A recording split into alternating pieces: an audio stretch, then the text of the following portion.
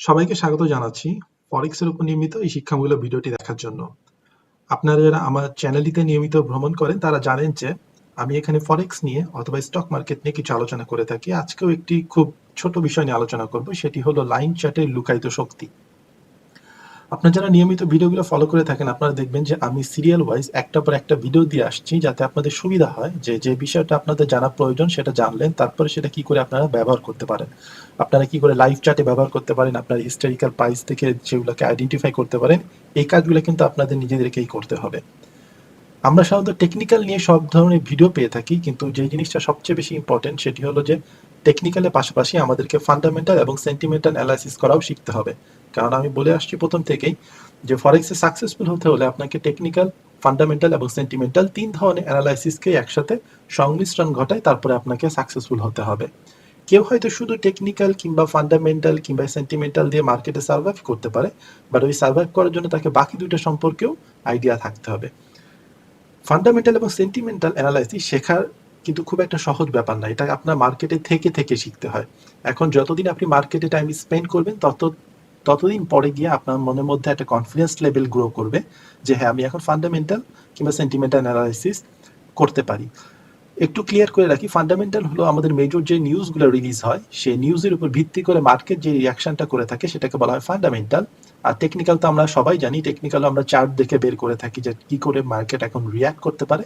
আর sentiment হলো technical এবং ফান্ডামেন্টালের পরেও আরেকটা জিনিস রয়েছে, সেটি হলো যে মার্কেট আমাদের সব সময় আমাদের সেন্টিমেন্টের সাথে খেলা করে। সেই সেন্টিমেন্টটা ধরতে পারাটাই হলো ইম্পর্টেন্ট। যেই মার্কেটের সেন্টিমেন্টটা ধরতে পারে, যে দেখা যাচ্ছে টেকনিক্যাল অ্যানালাইসিস আমাকে বলছে চার্ট উপরের দিকে যাবে, ফান্ডামেন্টাল নিউজও আমাকে বলছে যে চার্ট উপরের দিকে যাবে, কিন্তু আমি একটা ট্রেড বসানোর পরে দেখলাম যে সেটা উপরের দিকে না গিয়ে নিচের দিকে যাওয়া শুরু করলো। যখনই আপনি ট্রেডটা বসালেন দেখা গেলো মার্কেট উল্টা দিকে ঘোরা শুরু করলো। এতে হয় কি, আমাদের সবার মনে হয় যে মার্কেট হয়তো আমাকে দেখছে ক্যামেরা দিয়ে। যখনই আমি ট্রেডটা বসালাম আমি আর ঠিক উল্টা দিকে মার্কেটটা দৌড়ানো শুরু করলো। অ্যাকচুয়ালি এটা কিন্তু ট্রু না। মার্কেটের সেন্টিমেন্ট থাকে, সেই সেন্টিমেন্টের উপরে ভিত্তি করে কিন্তু তারা মুভ করে থাকে। তো এই জন্য ফান্ডামেন্টাল এবং সেন্টিমেন্টাল অ্যানালাইসিস শেখা একটু একটু জটিল ব্যাপার। তো এটাকে শেখার জন্য আমি সেরকম কোনো ভিডিও বাংলাতে ওইভাবে পাই নাই, এমনকি আমি ইংলিশেও পাই নাই যে কি করে ফান্ডামেন্টাল এবং সেন্টিমেন্টাল অ্যানালাইসিস মানুষকে শেখানো হয়ে থাকে। ফান্ডামেন্টালের উপর হয়তো কিছু ভিডিও পাওয়া গেছে যে কি করে নিউজ অ্যানালাইসিস করতে হয়, কোথায় নিউজ পেতে হয়, ওই নিউজ পাওয়ার পর কি করতে হয়, কিন্তু সেন্টিমেন্ট অর্থাৎ মার্কেটে ফান্ডামেন্টাল নিউজের ইম্প্যাক্টটা সেন্টিমেন্টের উপরে কিভাবে পড়ে মার্কেটের উপরে, সেটা নিয়ে কিন্তু আমি কোনো তেমন ভালো ভিডিও পাইনি। কিন্তু আপনারা যদি কোনো ভিডিও পেয়ে থাকেন তাহলে আমার কমেন্ট বক্সে সাজেস্ট করেন ইউটিউবে, তাহলে আমি সেখান থেকে দেখতে পাবো। তো এখানে আমি যে জন্য সেই জিনিসটা প্ল্যান করেছি, আমি প্ল্যান করেছি যে ফান্ডামেন্টাল এবং সেন্টিমেন্ট এই জিনিসটাকে শেখানোর জন্য আমরা একটা উপায় বেছে নিয়েছি। সেই উপায়টা হলো আমি আপনাদেরকে কিছু কোয়েশ্চেন করব পাস্ট হিস্টরি থেকে। কারণ সেন্টিমেন্ট অ্যানালাইসিস শেখার ভালো উপায় হলো আমরা পাস্ট চার্টে গিয়ে সেই সেন্টিমেন্টটাকে অ্যানালাইসিস করা। যেমন ধরুন আমরা যখন টেকনিক্যাল অ্যানালাইসিস করি তখন কিন্তু আমরা পূর্ববর্তী চার্টে চলে যাই, হিস্টোরিক্যাল প্রাইসে, সেখানে গিয়ে আমরা সাপোর্ট রেজিস্ট্যান্স ড্র করি এবং সেখান থেকে আমরা ফিবোনাচ্চি বা আমাদের মুভিং এভারেজ বসাই দেখি যে কি করে মার্কেট রিয়্যাক্ট করছে ওই জায়গাগুলোতে। ঠিক তেমনভাবে আমরা কিন্তু ফান্ডামেন্টাল এবং সেন্টিমেন্টাল অ্যানালাইসিসও প্র্যাকটিস করতে পারি। যত বেশি আপনি প্র্যাকটিস করবেন, মার্কেটে বেশি দিন থাকলে কি হয়, আপনার চোখটা প্র্যাকটিস হয়ে যায়, এটা আপনার মেমোরির মধ্যে গ্রো করে যায় যে কি করে আপনাকে পরবর্তী ট্রেডগুলো নিতে হবে। ঠিক সেভাবেও আমি ফান্ডামেন্টাল এবং সেন্টিমেন্টাল অ্যানালাইসিসও আমাদের পূর্ববর্তী চার্টে গিয়ে অ্যানালাইসিস করে বের করতে হবে যে কোনভাবে মার্কেট রিয়াক্ট করেছিল। তো সেই ধারাবাহিকতার জন্য বা সেই ট্রেনিংটার জন্য আমি যে কাজটা করবো আপনাদেরকে, এটা আমি আমার ফেসবুক পোস্ট করেছিলাম। প্রো ইনভেস্টর হাবের যে ফেসবুক পেজটা আছে, আপনারা যারা আমাদের ফেসবুক পেজটা জানেন না, আমি নিচে লিঙ্ক দিয়ে দিব, আপনারা সেই লিঙ্কে ক্লিক করলে ওই পেজে চলে যেতে পারবেন। ওখানে আমি কি করছি, আপনাদেরকে কিছু প্রশ্ন দিচ্ছি, প্রশ্ন দিয়ে আমি বলার চেষ্টা করছি যে আপনাদের মতামত কি, আপনারা কি মনে করছেন। যে যেমন ধরেন এখানে একটা প্রশ্ন দেওয়া আছে যে 11 জুন 2018 সালে দক্ষিণ কোরিয়ার ক্রিপ্টোকারেন্সি এক্সচেঞ্জ কয়েনডেস্ক হ্যাক হয়েছিল, তখন বিটকয়েনের দামের উপরে কি প্রভাব পড়েছিল, এটা আমি জানতে চাচ্ছি। এখানে তিন ধরনের জিনিস হতে পারে, এক দাম কমে গিয়েছিল এটা হতে পারে, দাম অপরিবর্তিত ছিল এটা হতে পারে, অথবা দাম বেড়ে গিয়েছিল। তাহলে কি ঘটনা ঘটেছিল এই সম্পর্কে আমি আপনাদের উত্তর বা মতামত জানার জন্য আমি পোস্ট করেছিলাম এবং সেখানে আপনারা বেশ ভালো রিয়াক্ট করেছেন। আমি যদি পোস্টে যাই ওখানে দেখা যাচ্ছে যে আপনারা বেশ ভালো অ্যান্সার দিয়েছেন, আপনারা কারণ ব্যাখ্যা করেছেন, ইভেন আপনারা সব ধরনের অ্যান্সার দিয়েছেন, কেউ ক দিয়েছেন, কেউ খ দিয়েছেন, কেউ গ দিয়েছেন। তার মানে হলো একটা মিক্সড রিয়াকশন রয়েছে।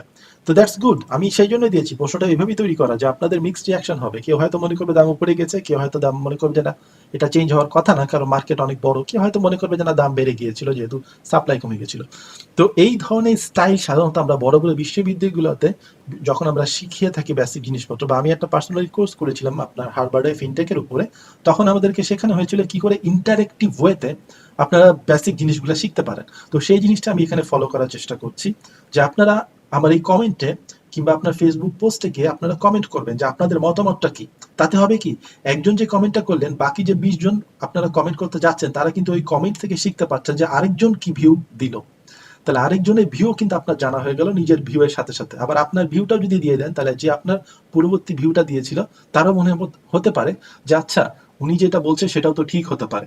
তাহলে আপনারা দেখবেন, যেমন আপনি যদি আমাদের ফেসবুক পোস্টে গিয়েও দেখেন, তাহলে দেখতে পাবেন যে এখানে কিন্তু একদম কেউ বলছে না যে দাম বেড়ে গেছে, দাম কমে গেছে বা অপরিবর্তিত রয়েছে। এখানে কিন্তু মিক্সড রিয়াকশন রয়েছে।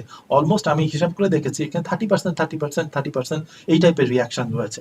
তার মানে হলো আপনারা যেরকম এটার অ্যান্সার দেওয়ার সময় কনফিউজড হয়ে যাচ্ছেন, যখন আপনারা ট্রেড বসাতে যাবেন তখনও কিন্তু আপনারা কনফিউজড হয়ে যাবেন। এবং যখন এই ট্রেড বসানোতে আপনি কনফিউজড হয়ে যাবেন, তখনই কিন্তু বড় বড় বিগ ফিশ বা যারা মার্কেট সেন্টিমেন্ট নিয়ে খেলা করে, তারা আপনার সেন্টিমেন্টের বিপরীতে কিন্তু মার্কেটটাকে নিয়ে যাওয়ার চেষ্টা করবে। তখন আপনাকে প্রাইস প্যাটার্ন দেখে বুঝতে হবে যে কি করে মার্কেট ফান্ডামেন্টাল নিউজের উপর ভিত্তি করে সেন্টিমেন্টাল অ্যানালাইসিস আপনাকে দিচ্ছে। তো আমি যে কাজটা করবো, এরকম ভিডিও বানানোর চেষ্টা করব যেখানে আপনাদের মতামতগুলোকে নিয়ে আমি সামারাইজ করব, এবং তারপর আমি আমার মতামতটা দিব যে কেন আমি মনে করছি যে সেটা কিভাবে মার্কেট রিয়াক্ট করছে। তো পরবর্তী ভিডিওতে আমি চেষ্টা করব এই জিনিসটা নিয়ে আলোচনা করার। তো আপনাদের এখন যে কাজ, সেটা হলো আপনারা যদি পারেন তাহলে আমার ফেসবুক পেজে যান, ফেসবুক পেজে গিয়ে এটা নিচে অর্থাৎ এই যে আমি পোস্টটা করেছি তার কমেন্টে জানানোর চেষ্টা করেন আপনাদের মতামত কি। আর যদি ওখানে আপনারা যেতে না চান, তাহলে আমার এই ইউটিউবের নিচে আপনারা কমেন্ট করতে পারেন আপনাদের মতামতটা কি। আমি সেগুলোও বিবেচনা নিয়ে তারপর আমি আমার ভিডিও দেওয়ার চেষ্টা করব। তো আমরা আজকে আমাদের টপিকে চলে আসি। ইন্ট্রোডাক্টর পার্টটা একটু বড় হয়ে গেল, বাট আপনাদের জন্য ইম্পর্টেন্ট ছিল। আপনারা যদি এই জিনিসটাকে এইভাবে অ্যানালিসিস করা শিখেন, তাহলে আপনাদের জন্য ফিউচারে সুবিধা হবে। এইভাবে কেউ ফান্ডামেন্টাল এবং সেন্টিমেন্টাল অ্যানালাইসিস ফ্রিতে কেউ দেখাচ্ছে বলে আমি দেখিনি এখন পর্যন্ত ইউটিউবে। কিন্তু আমি জানি যে পেইড কোর্সে অনেক সময় এগুলো শেখানো হয়ে থাকে। তো পেইড কোর্সে যেহেতু শেখানো হয়ে থাকে, আমি ফ্রি আপনার এখানে দিচ্ছি, আপনাদের উচিত এখানে পার্টিসিপেট করে সেই জিনিসগুলোকে শেখার চেষ্টা করা। তো এখন আসেন যে লাইন চার্ট কি, কখন লাইন চার্ট ব্যবহার করা উচিত এবং কখন লাইন চার্ট ব্যবহার করা উচিত না, এই জিনিসটা নিয়ে আমি কেন আলোচনা করছি। এটা নিয়ে আলোচনা করছি এই কারণে, কারণ আমরা ক্যান্ডেলস্টিক চার্ট প্যাটার্ন সবসময় ইউজ করতে করতে মাঝে মাঝে ভুলেই যাই যে সিম্পল কিছু জিনিস আমাদের ট্রেডিং প্ল্যাটফর্মে রয়েছে, যেখান থেকে আমরা কিছু কিছু হিডেন জিনিস, হিডেন সিক্রেট আবিষ্কার করে নিয়ে আসতে পারি।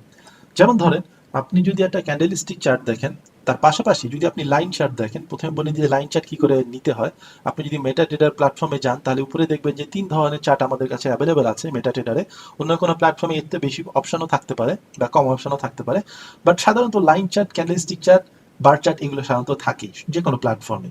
তো এইখানে মাঝখানে ক্লিক করলে আপনি পাবেন হলো ক্যান্ডেলস্টিক চার্ট, যেটা হলো আমাদের লেফট হ্যান্ড সাইডে আপনি দেখতে পাচ্ছেন যে এখানে ক্যান্ডেলস্টিক দিয়ে আমরা প্রাইসের মুভমেন্টটা দেখতে পাচ্ছি।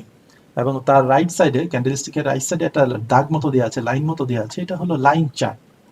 এই লাইন চার্ট দিয়েও কিন্তু আপনি অনেক অ্যানালাইসিস করতে পারেন বা সাপোর্ট, রেজিস্ট্যান্স, ট্রেন্ড এগুলো বের করতে পারেন। তো এটাই আমার এই ভিডিওতে দেখানোর উদ্দেশ্য, যে কেন আমি শুধু ক্যান্ডেলস্টিক প্যাটার্নের উপর পড়ে থাকবো। যদি আমার কাছে অপশন থাকে, তাহলে আমি লাইন চার্টে গিয়েও কিছু ইনফরমেশন গ্যাদার করে নিয়ে আসতে পারি, যেটা হয়তো আমি এখান থেকে পাচ্ছি না। এখন দেখেন এই দুটো চার্টের দিকে আপনারা তাকালে দেখতে পাবেন যে এই দুটো চার্টের মধ্যে বেসিক পার্থক্য কি। এই দুটো চার্টের মধ্যে বেসিক পার্থক্য হলো যে বাম পাশের চার্টের থেকে ডান পাশের চার্টটা হলো লেস নয়েজি, মানে এর মধ্যে নয়েজ কম। নয়েজ বলতে আমি বুঝাচ্ছি যে এখানে দেখেন উইজের কিছু নয়েজ রয়েছে, এই উইজ উপরে যাচ্ছে, নিচে যাচ্ছে, উপরে যাচ্ছে, নিচে যাচ্ছে, এবং প্যাটার্নগুলো কেমন উপর নিচে উপর নিচে উপর নিচে করছে। বাট এখানে কিন্তু একটু ক্লিয়ার ভিউ আপনারা পাচ্ছেন, কিছুটা সহজবোধ্য বা পরিষ্কার। হয়তোবা এখানে যেরকম ইনফরমেশন পাচ্ছেন, যেমন আমি ক্যান্ডেলস্টিক চার্টের কিন্তু খুব বড় একজন ফান, আমি প্রথম থেকে আপনাদের ক্যান্ডেলস্টিক চার্ট কি করে কাজ করে এর উপরে বিভিন্ন ভিডিও বানিয়েছি, আপনারা ওগুলো দেখে আসতে পারেন যদি না দেখে থাকেন। তো এই ক্যান্ডেল যেমন এক একটা গল্প বলে আমাদেরকে, আমি যেমন আগে বলেছিলাম, কিন্তু এই গল্প বলতে গিয়ে মাঝে মাঝে আমাদেরকে কনফিউজ করে ফেলে। যেমন বেশি গল্প করলে, বেশি আড্ডা মারলে যেরকম মাথা হ্যাং হয়ে যায়, এরকম বেশি গল্প যখন বলা শুরু করে তখন মাথার মধ্যে কাজ করে না যে আচ্ছা কি বলতে চাচ্ছে সে। তো তখন আপনারা যেটা করতে পারেন, সহজ একটা বুদ্ধি আছে, যে লাইন চার্টে চলে যাবেন, সেখান থেকে কিছু আইডেন্টিফাই করা যায় কিনা সেটা আপনারা দেখতে পারেন। তো কি করে কি জিনিসগুলো আইডেন্টিফাই করা যায়, সেই জিনিসগুলো আমি এখানে আলোচনা করার চেষ্টা করব। লাইভ চ্যাটে গিয়ে দেখাবো, বাট তার আগে আমি আপনাদেরকে বলাই যে আমরা এই লাইন চ্যাটে কি সুবিধা নিতে পারি। এর একটা সুবিধা হলো আমরা গুরুত্বপূর্ণ কিছু স্তরসমূহ শনাক্ত করতে পারি। স্তরসমূহ বলতে আমি সাপোর্ট, রেজিস্ট্যান্স, ট্রেন্ড লাইন এগুলোকে আইডেন্টিফাই করতে পারি সহজে। কি করে করতে পারি আমি তা একটু পরে গিয়ে আপনাদেরকে দেখাচ্ছি। প্রথমে আপনাদেরকে বলে নিই আমি কি করতে পারি। সেকেন্ড হলো আমরা গুরুত্বপূর্ণ ক্লাসিক্যাল প্যাটার্ন সমূহ, যেমন ধরেন যে wedging pattern, flag pattern, head and shoulder pattern, কিংবা মনে করেন যে গাটলি প্যাটার্ন, এই জিনিসগুলো আমি সহজেই কিন্তু চার্টের মধ্যে ধরতে পারি। যখন আমার চার্টটা ক্লিয়ার থাকে, যখন আমাদের মধ্যে অনেকগুলা উইক থাকে বা উঁচু নিচু থাকে, তখন কিন্তু আমাদের বুঝতে একটু অসুবিধা হয়। বাট একটু চার্টটা ক্লিয়ার হয়ে গেলে তখন দেখা যাবে আপনাদের অ্যানালাইসিস করতে সুবিধা হয়। আরেকটা জিনিস যেটা আমরা করতে পারি, আমরা ফলস ব্রেক সমূহ চিহ্নিত করতে পারি। কি করে করতে পারি তা আমি একটু পরে দেখাবো, বাট এটা একটা ফলস ব্রেক চিহ্নিত করার উপায় হতে পারে যদি আপনারা এটাকে অ্যাড করে নেন আপনাদের ট্রেডিং আর্মারিতে বা ট্রেডিং উইপন হিসাবে, তাহলে আপনি এই তিনটা জিনিস কিন্তু আপনার লাইন চার্টগুলো আপনাকে দিতে পারে। এখন দেখি লাইন চার্টের অসুবিধা কি। অসুবিধা হলো আমরা যেটা বললাম ফার্স্টে, যে বিস্তারিত তথ্য পাওয়া যায় না। ক্যান্ডেলিস্টিক চার্টে যেমন প্রতিটা ক্যান্ডেল আপনাকে বলবে যে বাইং প্রেশার কেমন ছিল, সেলিং প্রেশার কেমন ছিল, কিন্তু যেহেতু আপনার লাইন চার্টটা শুধুমাত্র একটা জিনিসই প্রেডিক্ট করে বা একটা জিনিসেরই একটা প্রতিচ্ছবি দেখায়, হয় সেটা ক্লোজিং প্রাইস কিংবা ওপেন প্রাইস কিংবা তার যে কোনো একটা যেটা আপনি ফিক্সড করে দিবেন আপনার ইয়েতে লাইন চার্টের অপশানে। সো বিস্তারিত তথ্য কিন্তু আপনি লাইন চার্ট থেকে পাবেন না। আপনি ক্লিয়ার ভিউ পাবেন কিন্তু বিস্তারিত তথ্য পাবেন না। যেহেতু আপনি বিস্তারিত তথ্য পাচ্ছেন না, এই জন্য দেখা যাবে যে আপনি ভালো এন্ট্রি পয়েন্ট পরামর্শ আপনাকে লাইন চার্ট দিতে পারবে না। তো আপনি যদি লাইন চার্ট থেকে ক্যান্ডেলস্টিক চার্টের বৈশিষ্ট্যগুলো আশা করে থাকেন, তাহলে কিন্তু আপনি সেগুলো পাবেন না। তো এবার আমি আপনাদেরকে চার্টে গিয়ে দেখাই। একটা চার্টে চলে যাই, আমাদের চার্টে চলে গেলাম। এখানে আমি লাইন চার্ট অলরেডি ওপেন করে রেখেছি ইউরো ইউএসডিতে। তো এই ইউরো ইউএসডিতে আপনারা এখানে লাইন চার্ট দেখতে পাচ্ছেন। দেখেন আপনি আপনাদেরকে বলেছিলাম যে এখানে তিনটা অপশন রয়েছে, একটা হলো ক্যান্ডেলস্টিক প্যাটার্ন, একটা হলো বার চার্ট, আর একটা হলো লাইন চার্ট। সো এটা হলো আপনাদের ক্যান্ডেলস্টিক চার্ট। আপনি জাস্ট এখানে যদি ক্লিক করেন তাহলে কিন্তু আপনার লাইন চার্ট হয়ে গেল।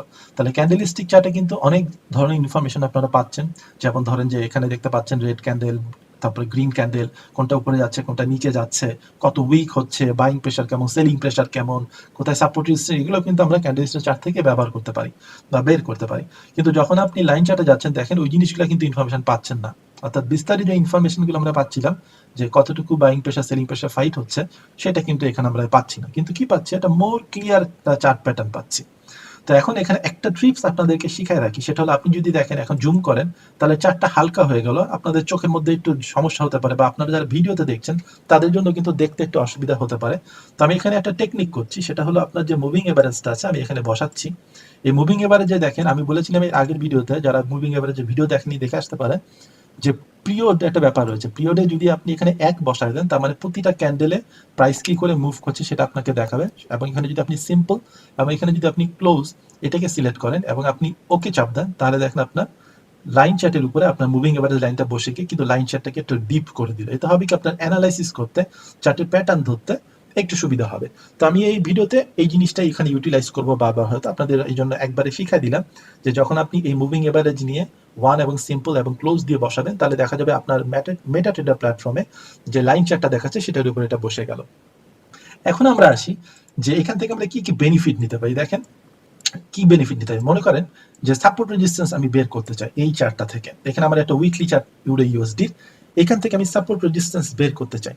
তাহলে আপনাদেরকে একটা সহজ উপায় বলি, এখান থেকে যে কাজটা করবেন আপনারা, এখানে হরিজন্টাল লাইনটা নিয়ে এখানে আপনি দেখেন চার্টটা কোন দিকে গেছে, উপর থেকে নিচের দিকে চলে আসছে, তাই না? তার মানে এটা ডাউন ট্রেন্ডে রয়েছে। আপনাদেরকে আমি ট্রেন্ড ধরা শিখিয়েছিলাম বা ফিবোনাচি অ্যানালিসিস করার সময় বলেছিলাম যে আপনারা যখন চার্টের দিকে তাকাবেন দেখবেন যে চার্টটা কোন দিকে যাচ্ছে, উপর থেকে নিচের দিকে যাচ্ছে, তার মানে এটা ডাউন ট্রেন্ড রয়েছে।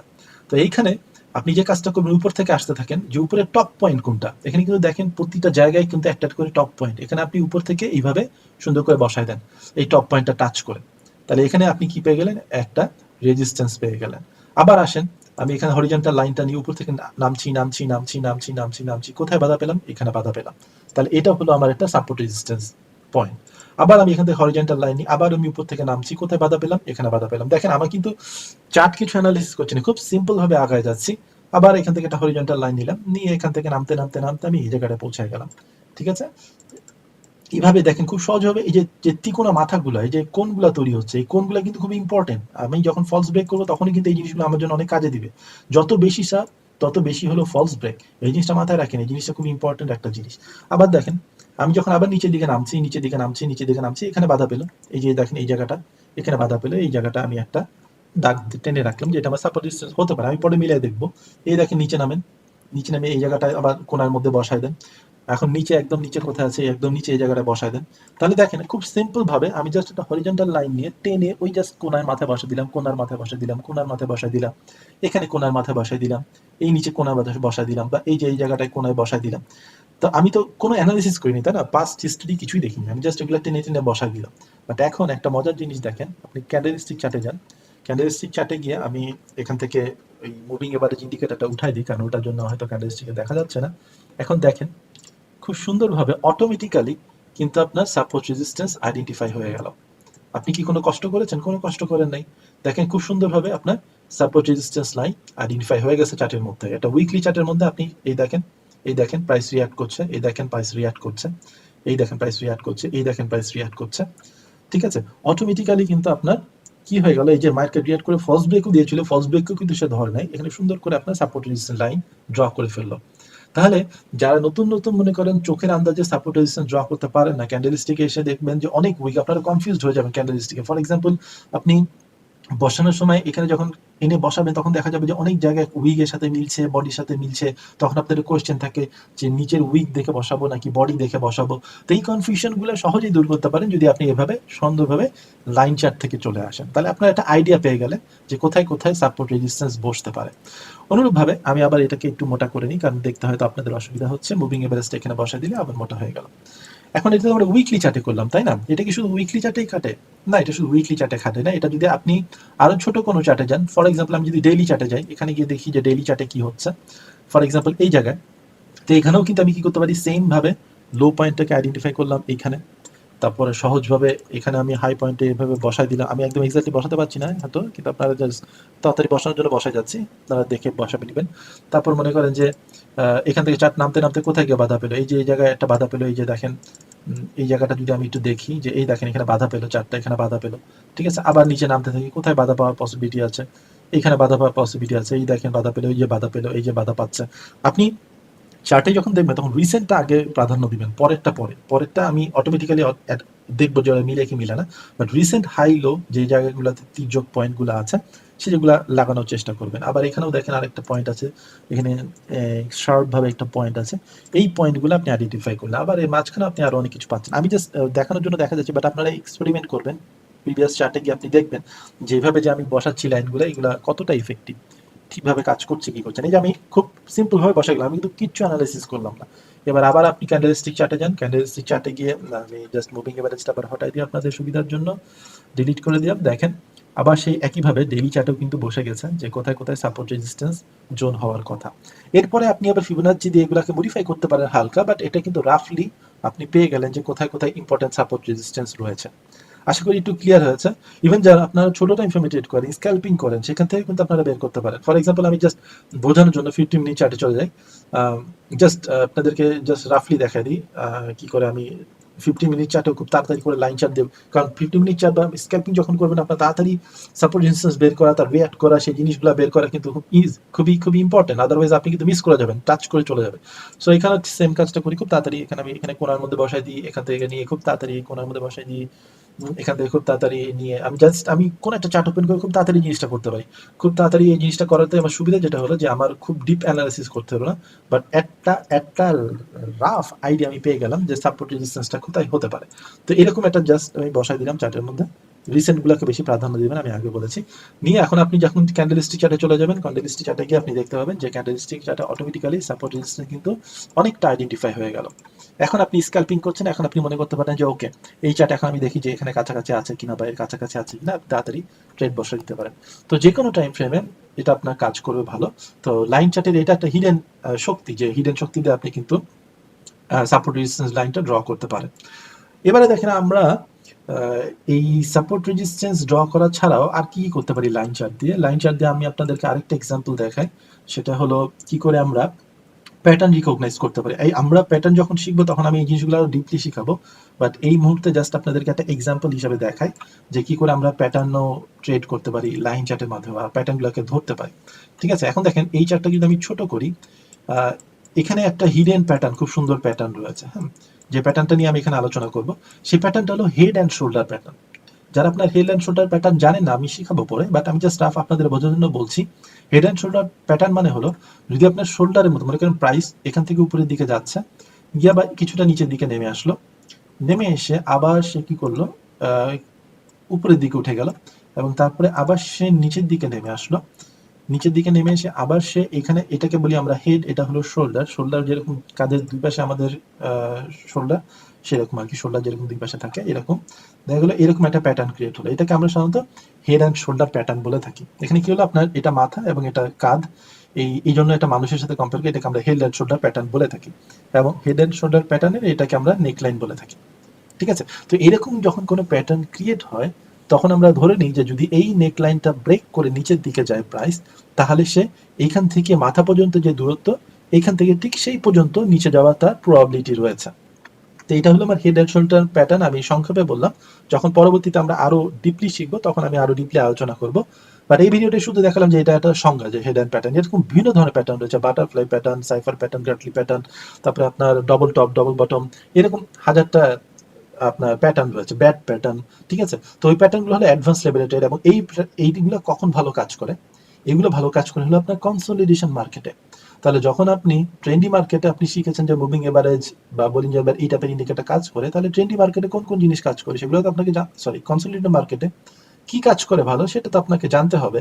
তো আমি জানাবো, আস্তে আস্তে শিখাবো, চেষ্টা করবো আপনাদেরকে। তো এই ধরনের একটা প্যাটার্ন কিন্তু দেখেন, এখানে যদি আমি মনে করেন যে এখন লাইন চার্টের জায়গায় যদি আমি আপনাদেরকে ক্যান্ডেলস্টিক চার্ট দিয়ে দিই, তাহলে কিন্তু জিনিসটা ধরা খুব ডিফিকাল্ট। যে এখানে কিন্তু দেখেন একটা হেড অ্যান্ড শোল্ডার প্যাটার্ন রয়েছে, যেটা কিন্তু আপনারা যারা এক্সপার্ট তারা কিন্তু এক নজরে দেখে কিনতে পারবেন।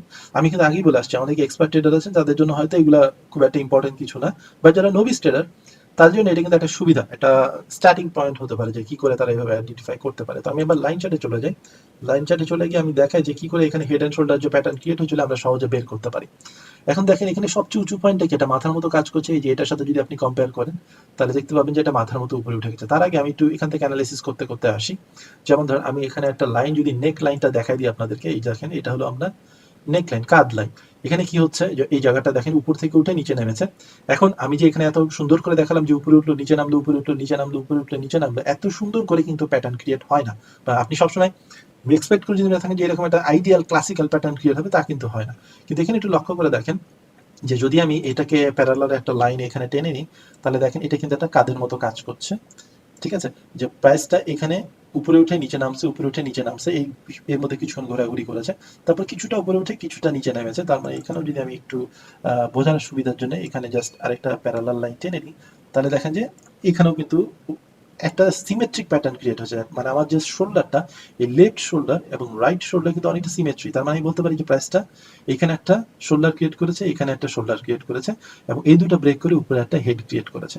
তাহলে এটা একটা জটিল ধরনের হলেও একটা হেড অ্যান্ড শোল্ডার প্যাটার্ন। আমি যদি এটাকে আবার উপরের দিকে নিয়ে যান আপনারা, তাহলে দেখতে পাবেন যে সরি, এটাকে যদি আপনি উপরের দিকে যান, তাহলে এই যে হেড, তাহলে এই যে তিনটা জায়গা ক্রিয়েট হলো, অর্থাৎ আপনার head and shoulder pattern create হলো। এই হেড অ্যান্ড শোল্ডার প্যাটার্ন কিন্তু আপনি লাইন চার্টে যত সহজে, আমি এটাকে রিমুভ করে দিই, লাইন চার্টে যত সহজে আপনি দেখতে পাচ্ছেন, আপনি কিন্তু যদি ক্যান্ডেলস্টিক চার্টে যান সেখানে কিন্তু এত সহজে দেখতে পারবেন না। আমি আবার আপনাদের এই লাইনটাকে, ডিপ লাইনটাকে মুছে দিই, তাহলে দেখেন যে এখানে এত সহজে কিন্তু ধরা যাচ্ছে না, যে জিনিসটা আমরা লাইন চার্টে ধরতে পারছি না।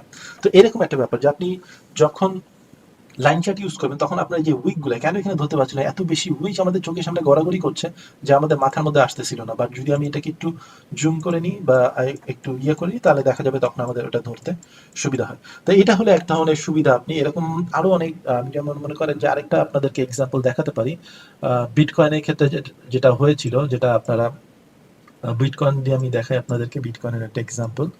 যে দেখেন এটা হলো বিটকয়েনের একটা উইকলি চার্ট। ওকে, আমি ডেইলি চার্টে যাই।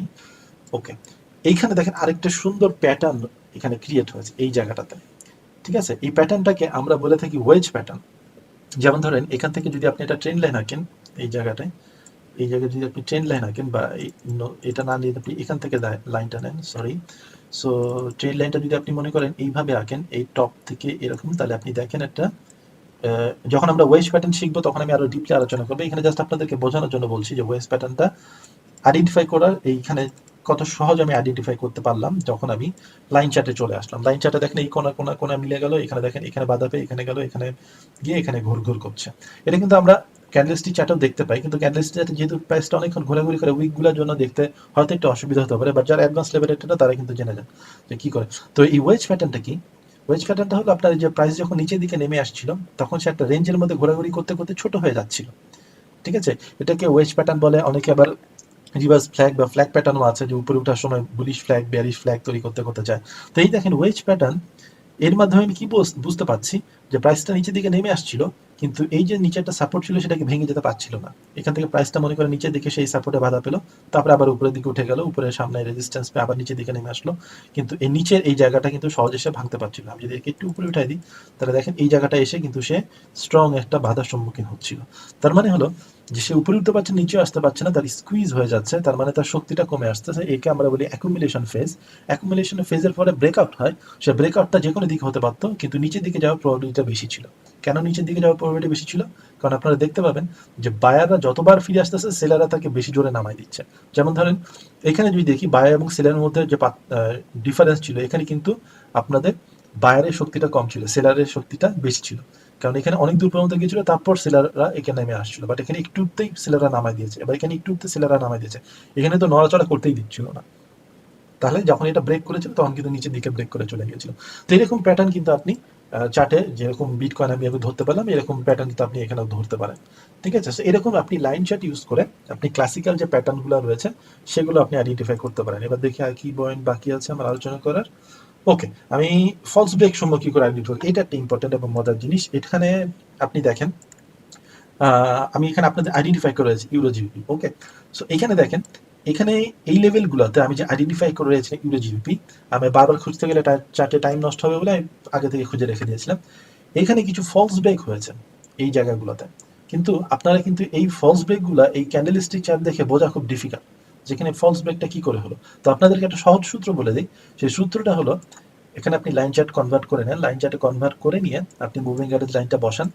দেখেন একটা জিনিস খেয়াল করেন, যখন আপনারা দেখবেন যে এরকম একটা পয়েন্টেড লাইন চার্ট ক্রিয়েট হলো, অর্থাৎ শার্প নেমে আসলো, শার্প উপরের দিকে উঠলো, শার্প নিচের দিকে নেমে আসলো, এর মানে কি আপনাকে মার্কেট ট্র্যাপ করলো। এই জিনিসগুলো হলো ট্র্যাপের প্যাটার্ন, ঠিক আছে? আমি আরো আলোচনা করবো পরবর্তীতে, জাস্ট আপনাদের বোঝানোর জন্য বলছি। এই যে তির্যকভাবে উপরে উঠে গেল আবার তির্যকভাবে নিচে নেমে আসলো, এটা হলো ট্র্যাপ। এটা মার্কেট আপনাকে ট্র্যাপ করেছে। এই নিচে দেখেন মার্কেট তির্যকভাবে নিচে নেমে আসছে, তির্যকভাবে উপরে চলে গেছে, এটা হলো ট্র্যাপ। এই দেখেন এই যে উপরের দিকে গেছে, নিচের দিকে গেছে, এটা হলো ট্র্যাপ। এগুলো মানে হলো আপনার মার্কেট সেন্টিমেন্ট, ঠিক আছে? মার্কেট সেন্টিমেন্ট মানে হলো মার্কেট উপরের দিকে গিয়েছিল, তারপরে নিচের দিকে জোরে নেমে আসলো। যখন উপরের দিকে জোরে যাচ্ছিল তখন হচ্ছিল কি, যেহেতু এটা স্ট্রং বুলিশ প্রেসারে ছিল, সবাই মনে করছিল এটা আরো উপরে উঠবে আরো উপরে উঠবে, তখন কি করেছিল মার্কেট বুল ট্রেডে ছিল বলে অনেকে এখানে বাই ট্রেড বসিয়েছিল, কিন্তু সাথে সাথে মার্কেট ধাম করে নিচে নেমে আসছে, ধাম করে নিচে নেমে আসছে, ধাম করে দিক পরিবর্তন করেছে, সাডেন দিক পরিবর্তন করেছে। সাডেন দিক পরিবর্তন করা এর মানে হলো যারা একদিকে ট্রেড নিচ্ছিল তারা ট্র্যাপ হয়ে গেল, বাধা পেয়ে গেল, তারা এখন করার কিছু নাই, তাদের হয় স্টপ লস হিট করবে, অথবা তাদেরকে আবার এন্ট্রি করতে হবে মার্কেটে, কিংবা তাদেরকে ওয়েট করতে হবে যে কখন আবার তাদের দিকে ট্রেডটা ফিরে আসে।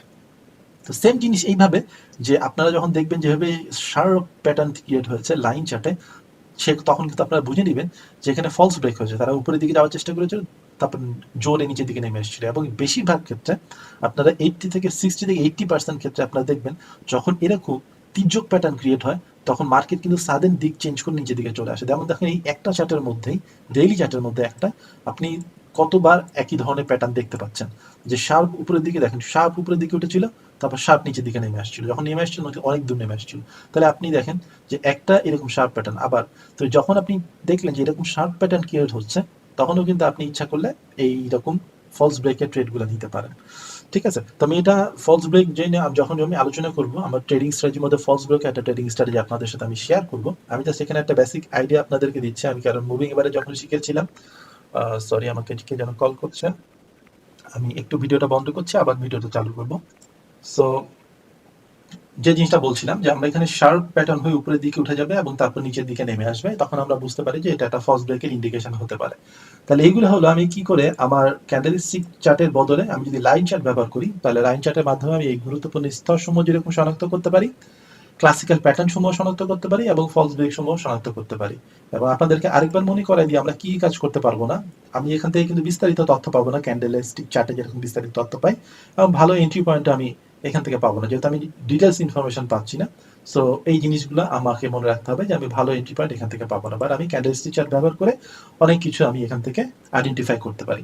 তো আজকে একটা ছোট ভিডিও তৈরি করলাম, কারণ আমি যেহেতু খুব তাড়াতাড়ি ভিডিওগুলো দিচ্ছি, আমি যেহেতু বাসায় লকডাউন হয়ে বসে আছি, আপনারা বাসায় লকডাউন হয়ে বসে আছেন, এই জন্য আমি ভাবলাম যে ভিডিও একটা বানাই ফেলি।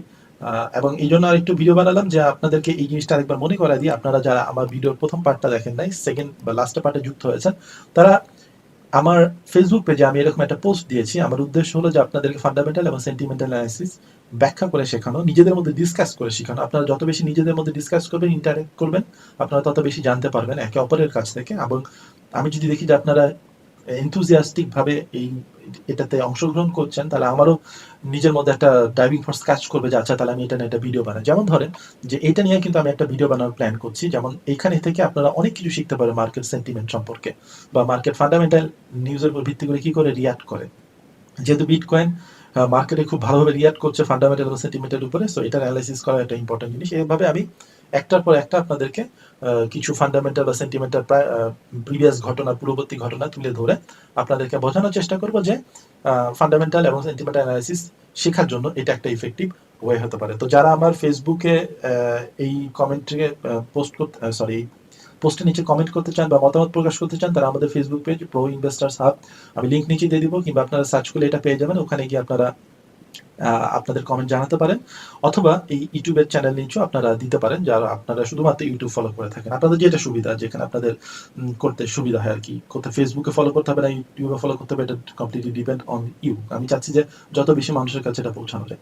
সো আজকে আপাতত এইটুকুই, আপনারা কিছুটা হলে কিছুটা ইনফরমেশন পেলেন। এখন আপনাদের কাজ হবে যে আপনারা স্টোরেজ চার্টে গিয়ে দেখেন যে আমি যেভাবে দেখালাম সেভাবে আপনারা সাপোর্ট রেজিস্ট্যান্স বের করতে পারেন কিনা। তাহলে যেটা হবে, যখন আমরা আস্তে আস্তে অ্যাডভান্স লেভেলে, প্রফেশনাল লেভেলে ট্রেডিং করবো, তখন দেখা যাবে যে আমাদের চোখগুলো অটোমেটিক্যালি ট্রেন্ড হয়ে যাবে। তো ধন্যবাদ, আজকে ভিডিওটা এই পর্যন্ত। তো নেক্সট ভিডিওতে ইনশাল্লাহ আবার দেখা হবে। সেই পর্যন্ত সবাই ঘরের মধ্যে থাকুন। লকডাউন অবস্থাতে দরকার হলে আপনারা যত পারেন কম মুভ করেন, এটা আপনাদের জন্য যেরকম বেনিফিট, আপনার পরিবারের জন্য বেনিফিট, দেশের জন্য বেনিফিট, এবং সবাই স্বাস্থ্য সচেতন থাকুন। ধন্যবাদ সবাইকে।